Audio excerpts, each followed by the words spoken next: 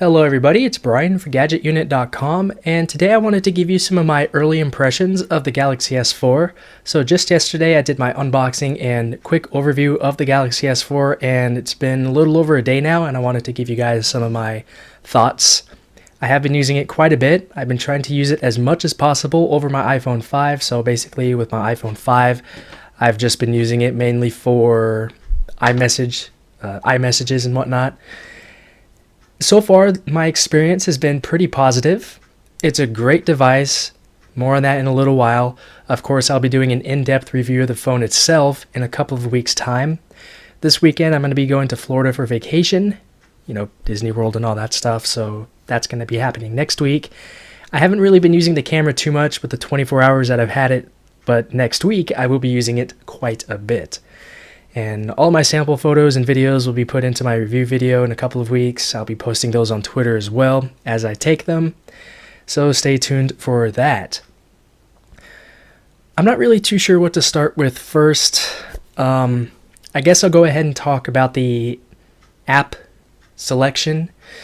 So pretty much every application that I had on my iPhone 5 is available on Android, minus a couple, but those are, there are alternatives, or I could just live without them.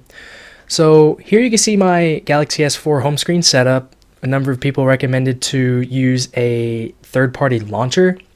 I like TouchWiz quite a bit, so I don't really see myself needing to use a third-party launcher. I think this looks really nice. It's simple to use and it just works really well, so I don't really need to get a third-party launcher or install a custom ROM or anything like that. Although, if this was my personal phone and not a review unit, I would root it. Although, another thing to mention is that all of the bloatware that came pre-installed, pretty much everything you could disable within the settings app. So previously there were a dozen different AT&T applications and a bunch of other ones that came pre-installed that I would never use. So thankfully you are able to disable those inside of the settings app. So I guess those remove some of the reasons of having to root your device. But back to the applications. So for example, if we start in my games folder, I have Fun Run, Real Racing 3, Super Hexagon, Super Stickman Golf 2, Temple Run 2, and the Game of Life. So compared to the iPhone, it does not have Carmageddon, Crazy Taxi, Sonic Dash, or Minigore 2, which I just put on there today. I have Real Racing on the Android device so I could test out some of the graphics. So I can live without some of the games that aren't available on Android. And for the most part, I'm pretty happy with the selection. Now, in my social folder, you can see that I have everything but Push. So I use this app to get instant notifications for certain Twitter accounts whenever they post things, mainly news and tech news. Instead of Tweetbot, though, I'm using Tweetings, which I found to be a really good app. It's simple, it's clean, it has pretty much every Twitter feature you could think of, and it supports push notifications over your cellular network. So pretty much every other Android Twitter app that I found will give you push notifications, but only if you're on Wi-Fi, which I don't really know why they do that. But fortunately, this app gives you push notifications when not on Wi-Fi, so that is excellent. Lastly, if we go to my others folder, you'll see that pretty much everything is here, minus a couple of small ones that I don't really care about.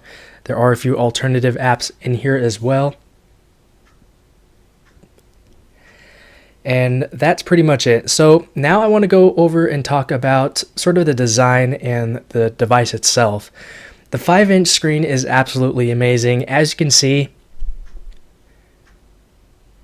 it's just so much larger than the iPhone 5's display, and it just makes watching videos it's a much better experience. I don't really know how exactly to word it. Having a larger screen really does make things seem a lot better. It's almost like using a completely new phone. They're both smartphones. Well, I guess they are completely different, but simply put, using a bigger screen is just so much nicer than using something smaller. So, after using this for about 30 minutes straight and going to my iPhone 5, the iPhone 5 definitely feels like a toy. It's just so tiny.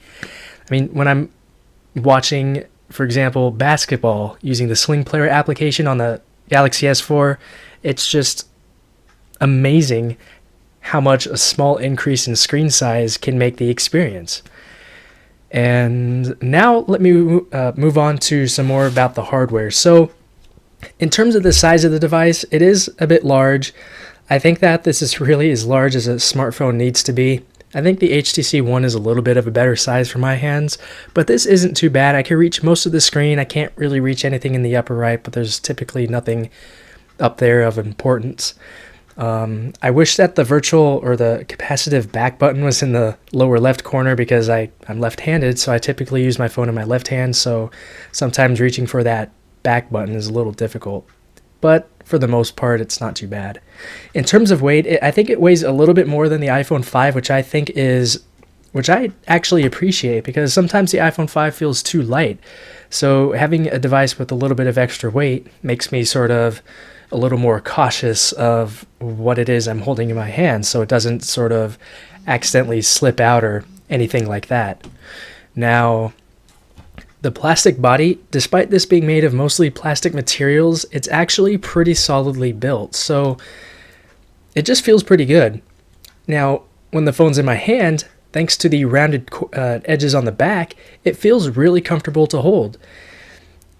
Some of the plastic materials, it can get a bit too slippery sometimes. I almost dropped this a couple of times, whereas with my iPhone 5, that rarely happens.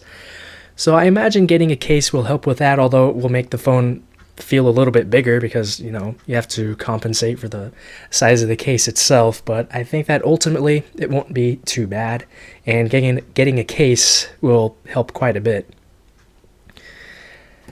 What else can I talk about? Okay, so one of the things I really like is that I can play MKVs pretty much perfectly. I did have to install a third-party app called MX Player, but it can handle HD MKV files without a problem. There are some applications on the App Store that can play MKVs, but nothing just seems as clean or as simple as MX Player on Android. I mean, I was able to play back a 720p video at 60 FPS with no issues over my network at that, streaming via the ES File Explorer application. Oh, I wanted to talk about the keyboard really quick. So if I go over to settings, you'll see that this phone comes with two stock keyboards, Samsung keyboard and swipe. So the Samsung keyboard is the stock one, and this features Swift Key Flow. So you sort of swipe to different letters and it'll automatically figure out what it is you're trying to say. So that feature works perfectly, but when you're trying to type normally with your thumbs or whatever, autocorrect does not work. This keyboard does not feature any sort of autocorrect at all. So, I mean, I found myself when I'm typing fast, I would often have some mistakes, and it would not correct those. It's just that this keyboard does not have any sort of autocorrection for misspelled words, which is pretty unfortunate. Now, the issue with the swipe keyboard is that sometimes when I'm typing normally, it'll sometimes interfere with the actual swipe function. So if I'm typing fast, sometimes it'll think that I'm trying to swipe instead of to just tap the individual letters on the keyboard. So I don't use that one. And earlier today, a number of people on Twitter, mainly UncleTone99, recommended that I try SwiftKey 4.0, and this basically includes the best of both worlds. So I have sort of the swipe feature, which is called Swift Key Flow, and when I'm typing normally, autocorrect works. And there are a number of advantages to using Swift Key as well. You could theme your keyboard, which I chose the light theme. Let me go ahead and show that to you in the Twitter app.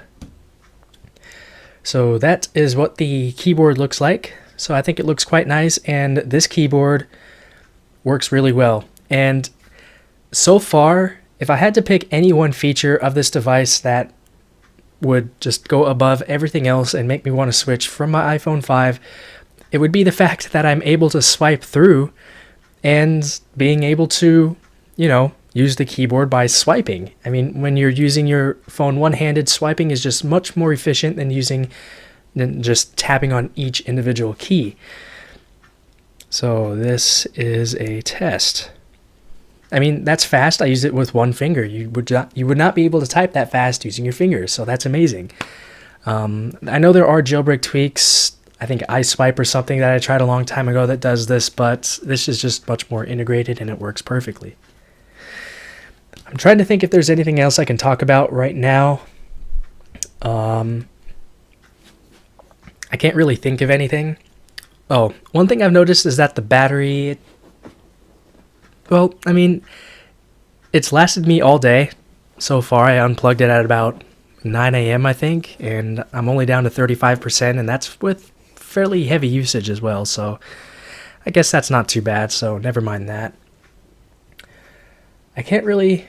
Oh, let me talk about performance real quick. This thing has a 1.9 gigahertz quad-core processor, cutting-edge stuff, pretty much, and I remember reviewing the dual-core Galaxy S3 last year, and honestly, the performance doesn't seem too much different.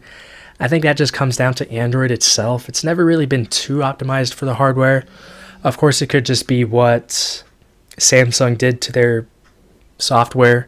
I imagine that maybe installing a stock ROM or a ROM that's as stock as possible, like Cyanogen mod, it might be a little bit better, but performance is okay. It's nothing mind-blowing. In a number of situations, applications loaded quicker on my iPhone 5 compared to the Galaxy S4. I'm actually going to be doing a little speed test video soon to compare the two.